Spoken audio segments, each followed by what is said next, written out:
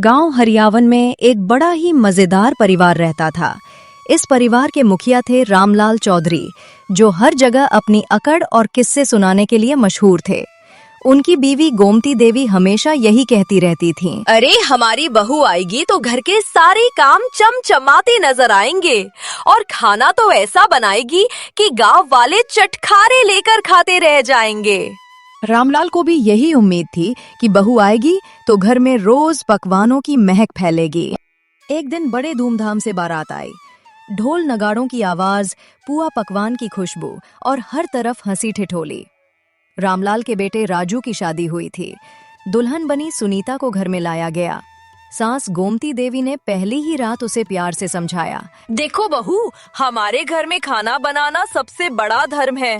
सुबह सुबह उठकर सबको गर्मा गर्म नाश्ता, दोपहर में ताजा दाल भात और रात को 4-4 सब्जी बननी चाहिए, तभी तो बहू कहलाती है। सुनीता भोलेपन से बोली, जी माँ जी, आप बिल्कुल चिंता ना करें। सुबह सुबह पूरा परिवार बैठा।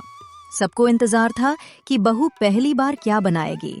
रामलाल ने गर्व से कहा, आज तो हमारी बहू पराठे बनाएगी और मक्खन तो यूं पिघल कर बह जाएगा। सुनीता रसोई में गई। उसे ज्यादा खाना बनाना आता नहीं था, बस कभी कभी मैगी और चाय बनाती थी। उसने सोचा, पराठा बनाना क्या मुश्किल है। आटा गूंथा तो इतना सख्त हो गया कि बेलन भी घूम घूम कर हाफ गया। तवे पर पराठा डाला तो वो रोटी और पापड़ के बीच का कुछ अजीब सा बन गया। रामलाल ने पहला कौर मुंह में डाला और तुरंत थूकते हुए बोले, अरे बहू, ये पराठा है या पुराने जूते का तलवा? सब हंस पड़े। गोमती देवी बोली, कोई बात नहीं, पहली बार है, धीरे धीरे सीख जाएगी। दूसरा दिन, दाल का तमाशा।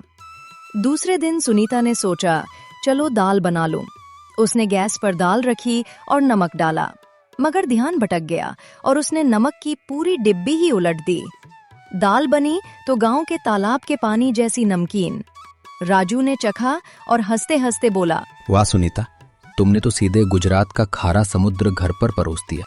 रामलाल ने ताना मारा, अरे बहू, अगर दुश्मन से बदला लेना हो तो यही दाल खिला देना, खुद ही हार मान जाएगा। गांव भर में चर्चा है। अब तो बहू के पकवान पूरे गांव में चर्चा का विषय बन गए। पड़ोसन बोली, सुनीता बहू तो कमाल कर रही है, खाना ऐसा बनाती है कि जिसने एक बार खा लिया वो फिर खाने की हिम्मत नहीं करता। बच्चे मजाक में कहते, आंटी आप तो खाना नहीं बनाती, वैज्ञानिक प्रयोग करती हैं।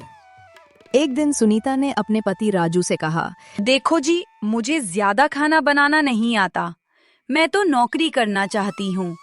अगर मैं जानबूझकर खाना बिगाड़ती रहूं तो सासू माँ मुझे रसोई से निकाल देंगी और मैं अपना सपना पूरा कर लूंगी। राजू ने सोचा और बोला, वाह, ये तो सही प्लान है।